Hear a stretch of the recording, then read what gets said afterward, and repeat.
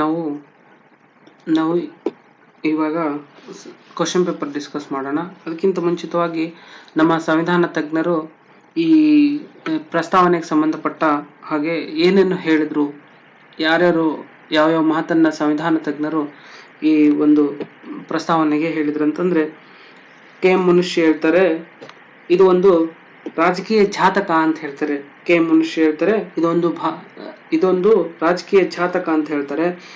ಈ ಠಾಕೂರ್ ದಾಸ್ ಭಾರ್ಗವ್ ಹೇಳ್ತಾರೆ ಇದೊಂದು ಹಾರ್ಟ್ ಅಂಡ್ ಸೋಲ್ ಅಂತ ಹೇಳ್ತಾರೆ. Heart and soul, Thakur Das Bhargav heart and soul ಅಂತ ಹೇಳ್ತಾರೆ. ಹಾಗೆ ನಾನಿ ಪಾಲ್ಕಿವಾಲಾ ಇದಾರಲ್ಲ, ಇವರು ಕೂಡ ಪ್ರಿಯಾಂಬಲ್ ಬಗ್ಗೆ identity card of the constitution ಅಂತ ಹೇಳ್ತಾರೆ.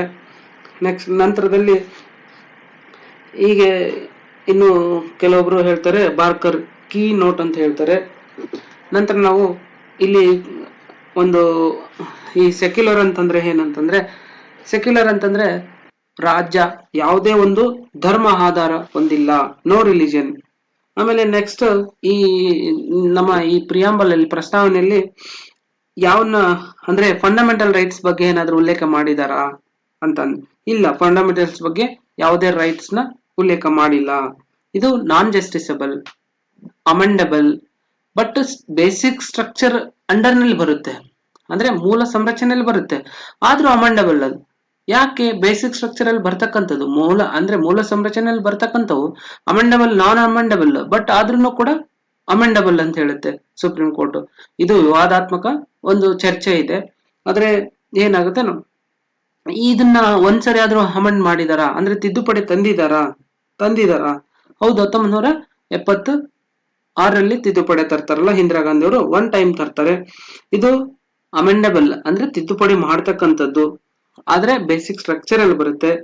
ಬೇಸಿಕ್ ಸ್ಟ್ರಕ್ಚರ್ ಅಂತ ಹೇಳುತ್ತೆ, ಎಲ್ಲಿ ಹೇಳುತ್ತೆ ಮೂಲ ಸಂರಚನೆ ಅಂತ ಯಾವ ಒಂದು ಕೇಸಲ್ಲಿ ಹೇಳುತ್ತೆ, ಕೇಶವಾನಂದ ಭಾರತಿ ಕೇಸಲ್ಲಿ ಹೇಳುತ್ತೆ ಡಾಕ್ಟ್ರಿನ್ ಆಫ್ ಬೇಸಿಕ್ ಸ್ಟ್ರಕ್ಚರ್ ಅಂತ ಹೇಳುತ್ತೆ. ನಂತರ ಈ ಕ್ವಶನ್ ಪೇಪರ್ ಬಗ್ಗೆ ಡಿಸ್ಕಸ್ ಮಾಡೋಣ.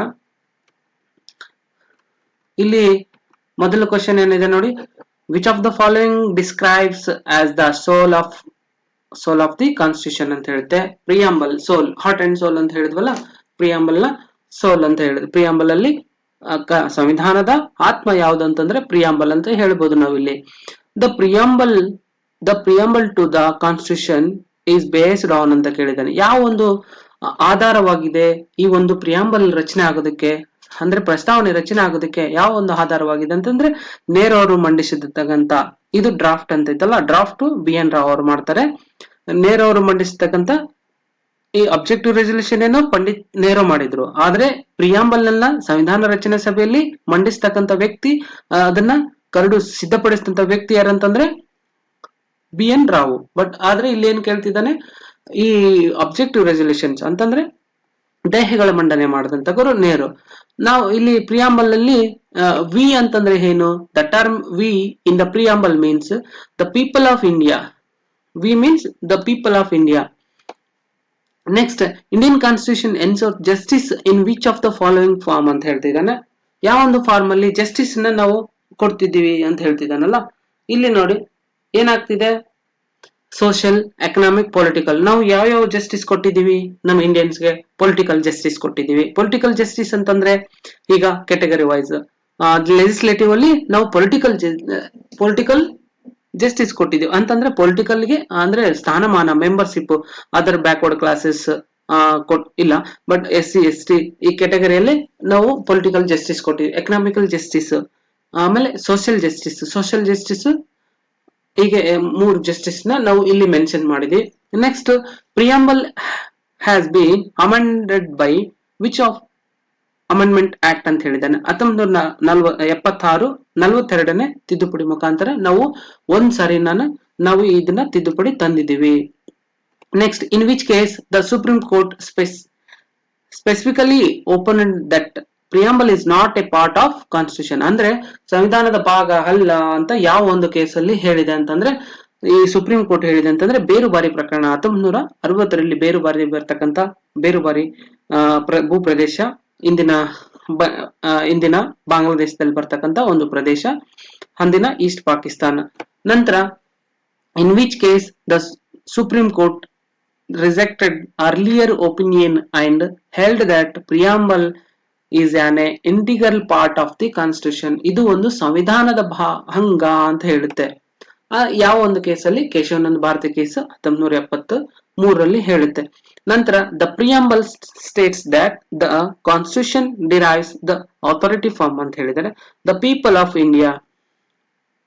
ನೆಕ್ಸ್ಟ್, ಯಾವಾಗ ನಾವು ಕಾನ್ಸ್ಟಿಟ್ಯೂಷನ್ ಈ ಪ್ರಿಯಂಬಲ್ ನ ಅಡಾಪ್ಟ್ ಮಾಡ್ಕೊಂಡಿವಿ ಅಂತಂದ್ರೆ 26/1949.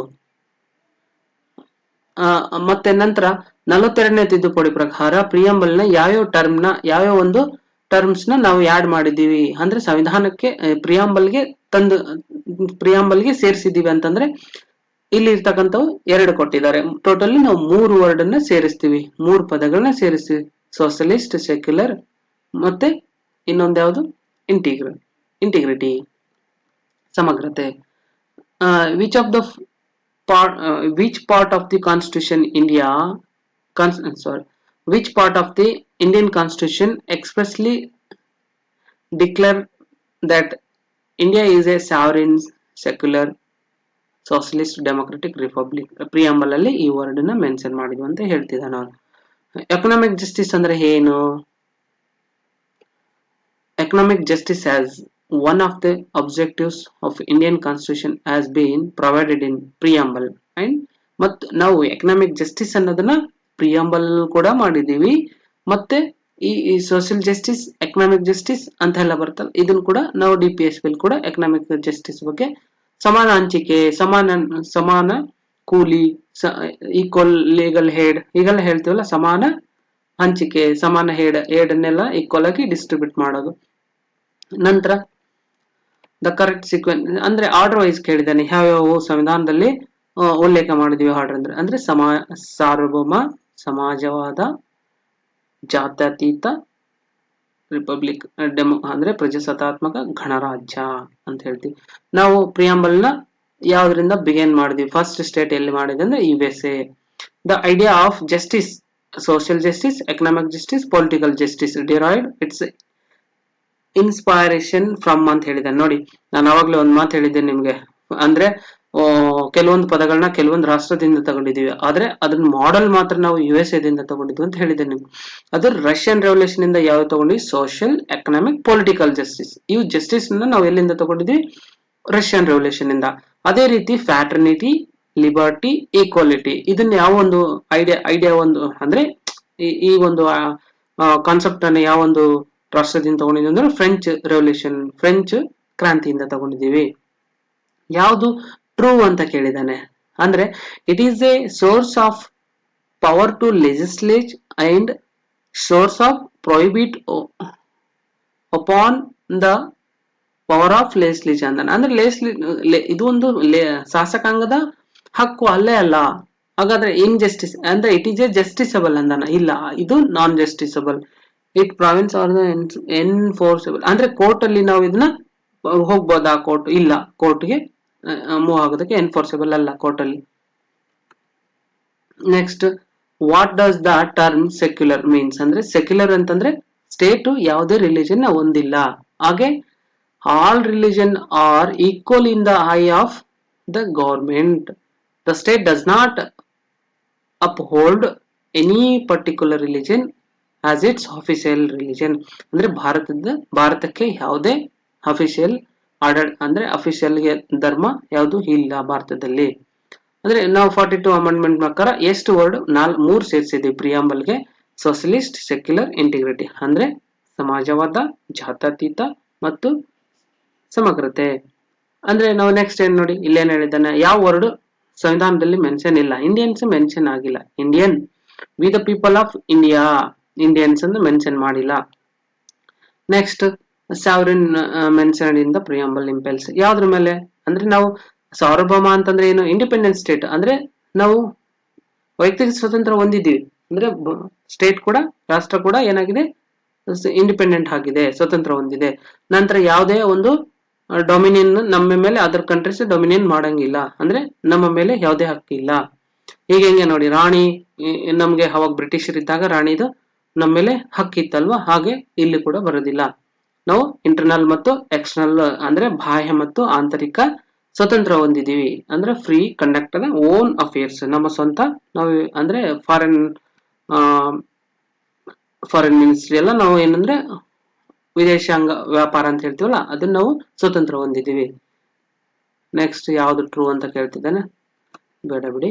ಅಂದ್ರೆ ನಾವು ಕಾನ್ಸ್ಟಿಟ್ಯೂಷನ್ ಎಷ್ಟು ಸರಿ ಅಮೆಂಡ್ ಮಾಡಿದೀವಿ ಅಂತಂದ್ರೆ ಒಂದೇ ಸರಿ ಮಾಡಿದೀವಿ.